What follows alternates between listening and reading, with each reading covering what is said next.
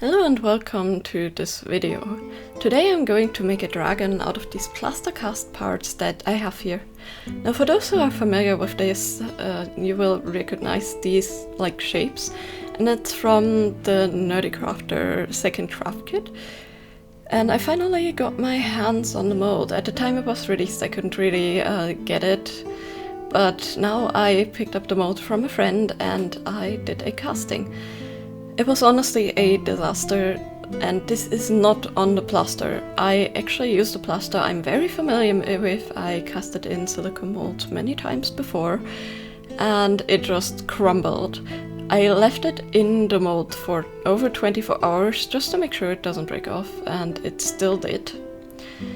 All of the legs crumbled off, sometimes in multiple pieces, and this is definitely not the plaster's fault. I think this mold is definitely not made for normal plaster. I think it needs a special hard casting plaster or pouring medium more or less to actually work with this.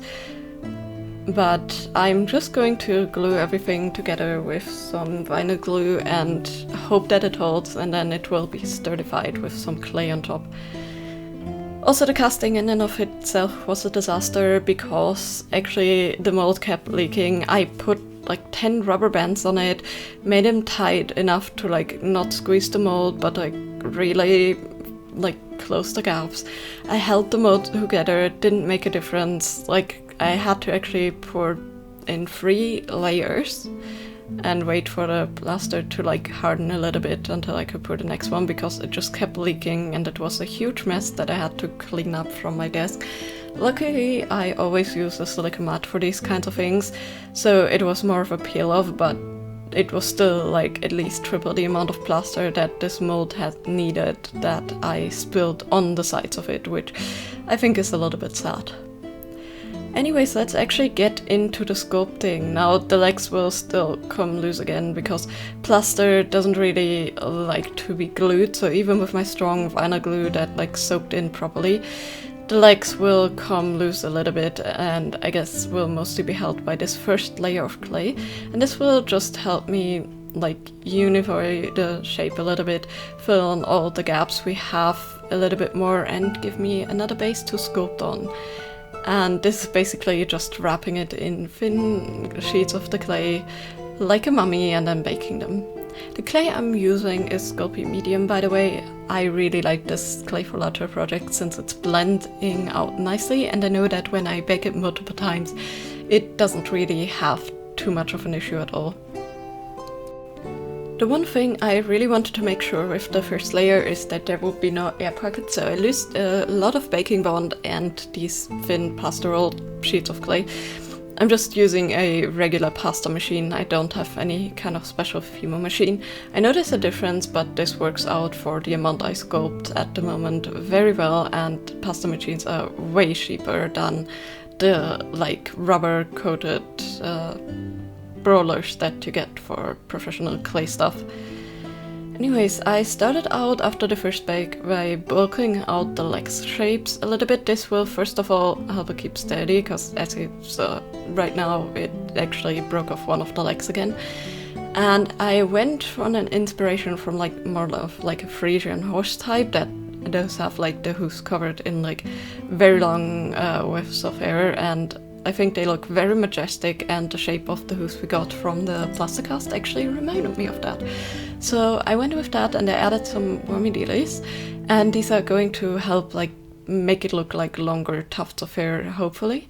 And then I'm going in with my silicone shaper and adding fur texture. For this dragon I decided to go with a fur texture instead of a scale or just a smooth texture, because I thought it would fit this horse-shaped mold really well, or base I guess, and it was just blend in the clay also a little bit, so I didn't have to pay attention to smudging textures. I could just go in and add these hairs. I'm not really using a tool for this. I'm really going in with this one silicone shaper and adding them, so it will take a lot more time, but I think the effect in the end and the look I achieve with it will be quite nice. And here you can see all the legs are finally baked, and I'm starting to bulk out the body a bit more.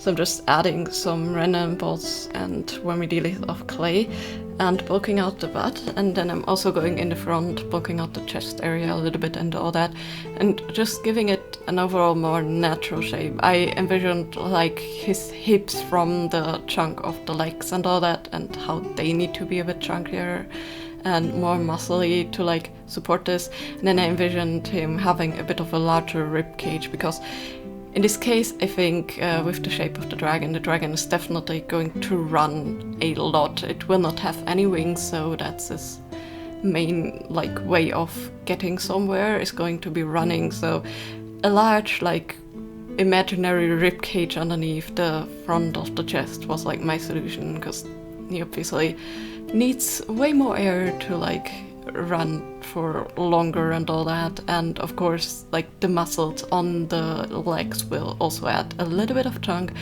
So I'm going in with some like larger sheets of clay, blending them in with my fingers, and just some more ball shapes to like blend in a bit more. I have actually some horse pictures on the side for like a little bit of a muscle reference and I guess a little bit of a shape preference, but I'm not fully going off of them. I'm just basing the sculpture loosely on them, since I still wanted to look very heavily like a fantasy creature. So I didn't really want to like make it look too much like an actual horse shape, if that makes sense. Just have it more like freely inspired by it. The idea for naming this type of dragon Gallopender dragon was actually an idea of a friend of mine, because I didn't have any idea what type of creature this was. I knew I wanted to go for a dragon, and the like bulk body shape looked a lot like a horse's, because just the base form looked like it, and it inspired me to make this shape and like continue with it a little bit more. I didn't actually want to make any base modifications. I could have like heavily modified the base, just went without the legs and all that, but I wanted to keep its original shape, because I thought it would be, first of all, a nice challenge to work around this, and second of all, like trying to give the sculpture character that is based on the original like base shape of plaster, I thought would be really cool, because I like to keep the essence of this base and, you know, keep its shape quite a lot, because else I could have just used any kind of different method to bulk out the body, maybe like some other like plaster cast or like just plain tinfoil to bulk it out, but I really wanted to preserve that shape. Now, I'm not really going to like pay attention to like fully blending in all the parts and smoothing them out, because the texture I'm adding here with the furs is going to help me with that, and the silicone shaper is definitely going to help me with that a lot too.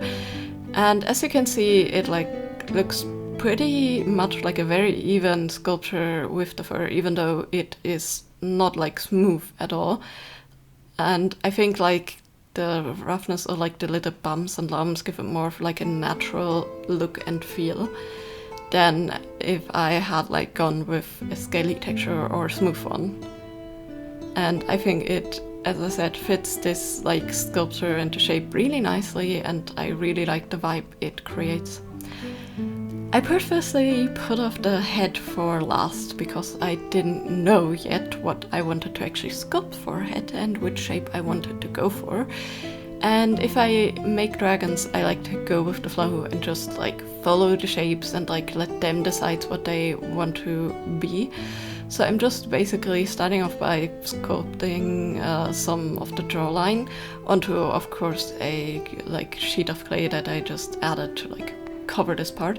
This time I didn't fully pre-bake it, because the rest of the body was already sturdy and all that, and I could grab onto things without like smushing other things. And so I just worked with like fresh clay on the neck, and then I added the wormy details to bulk out the like lower jawline, and added some like other wormy details to like mimic, I guess, the more of like an Adam's apple kind of esque vibe, and then more like flattened wormy details for bulking out the upper jaw. I wanted to go with a slightly derpy, kind of more dinosaur-y look, so I decided against going open mouth. Instead I went closed mouth with like this overhanging upper lip, just to make it a little bit more dirty, and then I just like blended in a lot of wormy dealies and more like balls of clay to get the shape to look a bit more natural. I envisioned like how the skull of this creature would like, and where like the skin would go to like bulk out that skull. And after I baked that layer, I actually went in to bulk out the head a little bit more. I could have gone with a snake-esque look, but I really wanted this like more derpy, more like chunky look, and I think it's also going to fit the body a bit better, since the body has a bit more heft to it with all the bulk out I did with the clay. So I'm building up the head shape a little bit more, adding the eye socket parts, and I'm just like adding a lot more wormy dealies just in random places where I feel like they would fit to like blend in the head and make it make sense with the neck and the body shape. And I'm also adding and defining the jawline a little bit more, just with some more wormy dealies, and these are going to be like kind of mimicking the muscle parts that also connect to the neck. And again, I used like horse and other creature references for this, just to like look up how like muscle parties would be connected a little bit more to the neck and all that. And I think it helps to make it look like it makes more sense where they're placed. But since I only loosely based it on it and didn't go for like fully like mimicking all the muscles of like a horse or something, I still think it looks way more fantasy-esque than actually horse-like. As for the fur, I also was inspired by like looking at pictures of how animal fur goes and like the directions it go, but I still went in and like went with these like longer fur tufts that look a bit more magical, fantasy-esque. And I'm like always trying to base the direction a bit more on like the muscle parties and all that, and like trying to let it flow naturally and blend like the fur directions naturally to where like it looks and like it conforms to the body nicely and just really fits and make everything like blend together well. I purposefully added the nostrils last because I had the feeling it would make it easier to like add the fur shapes, and these I'm just going to like put them with some ball styluses. First the small one to like position them, and then the large one to really shape them. And then I'm just using my silicone shaper tool again to make the fur. I really love working with silicone shapers and ball styluses to get all my shapes, because it's really simple to like blend certain things with the silicone shapers, and the ball stylus just helps like define certain like rounded shapes. So in this case I had to decide if I wanted to add like ears or anything. At first I thought of adding bunny shaped ears, but I wasn't really keen on like adding those. I thought they wouldn't fit the vibe, so I'm going with some like slightly wonky-esque horns that I make out of these snakes of clay, and I added some like sockets. As you saw, these shapes are not really blended in, and I totally forgot to add bacon bond here. I usually would have added it, but I just totally forgot, even though the bottle was standing right next to it. So yeah, that will come bite me later, but for now let's actually continue on. I wanted to also add a tail, and the first thought of course was going with like a kind of like a tail like a horse has, with like luscious hair, but I wanted to have the more like fantasy dragon-like vibe, so I went with a more lizard-esque tail. I made sure to like cut it off in a shape that would conform the body, and then I wanted to add like a tiny weft of hair there to like make it look more sensical to the rest of the body, since we already have a lot of fur on the body. So like this like weft in the end of it, and making the tail actually more like fur covered than scaly in this case, I think would blend in very nicely and fit very nicely. So I'm doing the same thing I did with the legs, blending in some more medials to make it look like tufts of hair, and then I'm going in and texturing it again. I already knew with the legs not being the sturdiest on the inside from the base, and with like the pose it holds and it already tipping over a little bit because of the front heaviness of the weight of the lifted leg, that I would add a tiny like base to it, so I wasn't really worried about the tail. I didn't want it to like flow or anything like freely in the air, so I was pretty sure that just not adding any wires and blending it in, and actually adding some bacon bond here as you saw, would be more than enough. And so far the tail hasn't like moved an inch. There's no cracks there from the heaviness.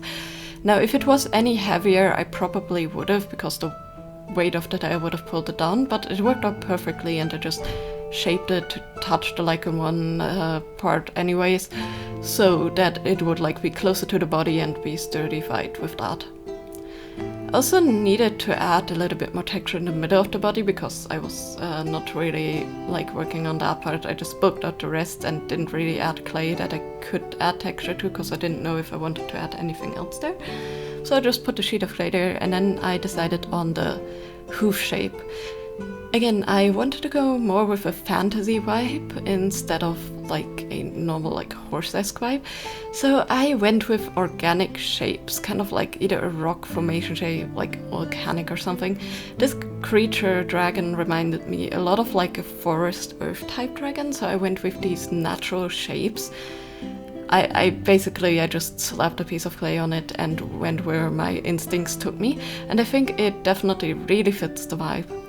And then I could add in the eyes now that the sockets were finished. I could have made some bolts beforehand to like make it easier to like shape the lids on them, but I just wanted to again go with the flow, see where the shapes lead me. So I'm just bulking out the eyelids and all that after I added the eyes again, because yeah, as you can see the eyes definitely were too large for the socket, and I think like the head needed a bit of bulk out to look a bit more like full and finished anyways. So I'm just adding all of these wormy dealies and blended them in to like shape the eye shape fully, and I had to go back in with the silicone shaper a little bit because it wasn't quite symmetrical from the eyes. I'm not going for full symmetry, I know I could never achieve that, and bodies are naturally not, but I want the eye shapes to give the same vibe and like feel the same, so I had to, you know, work on it a little bit more and reshape it a tiny bit more.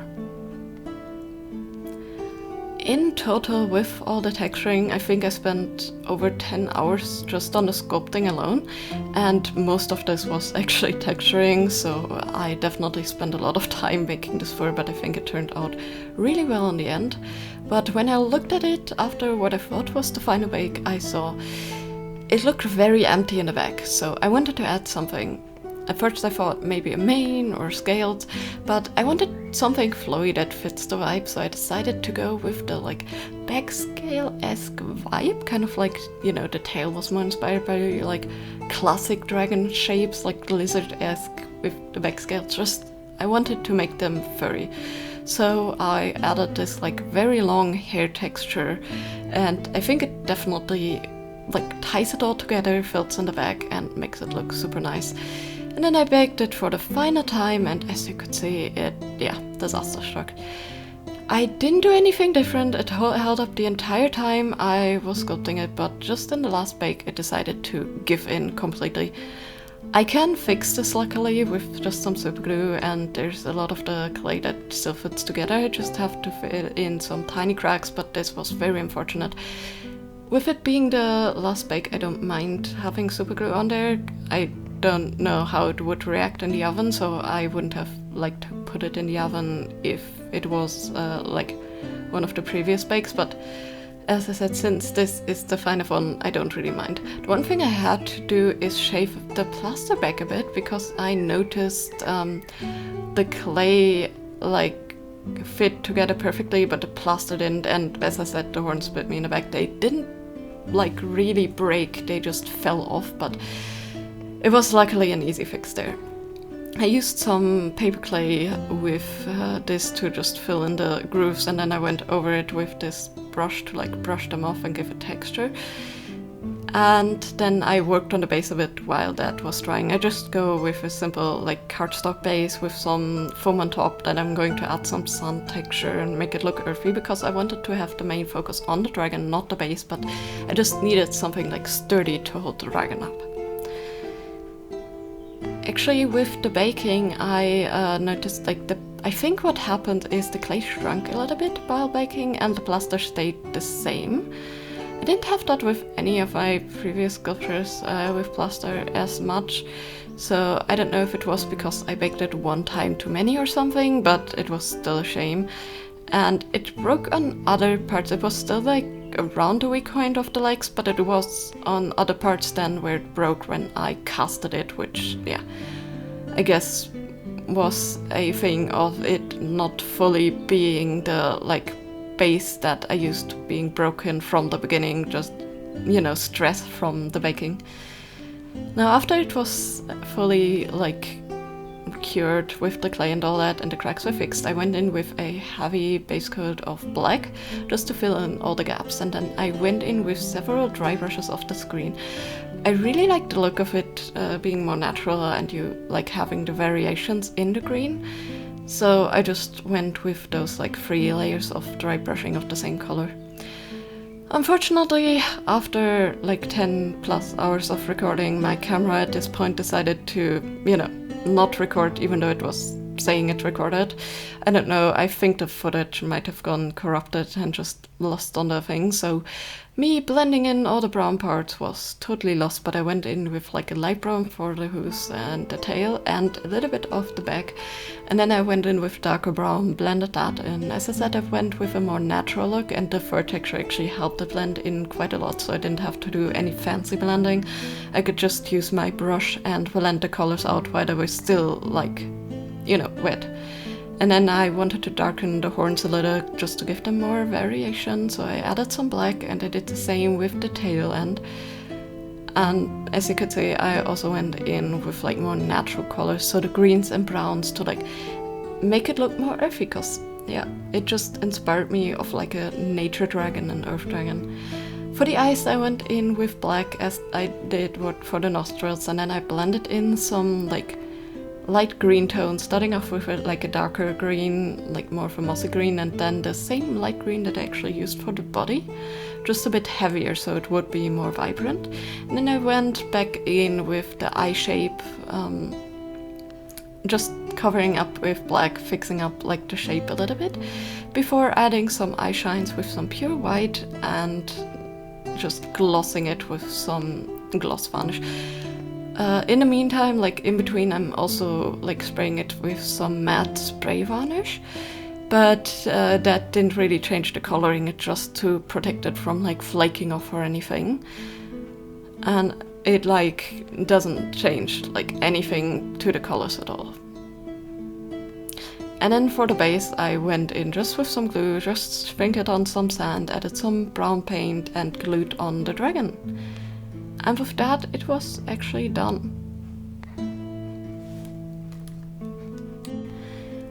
I have to say, despite all of the like trials I had and all the like difficulties with the base breaking and then the hooves breaking off and all that, I had a lot of fun sculpting this, just going with the flow without any like idea, just an inspiration for the shape.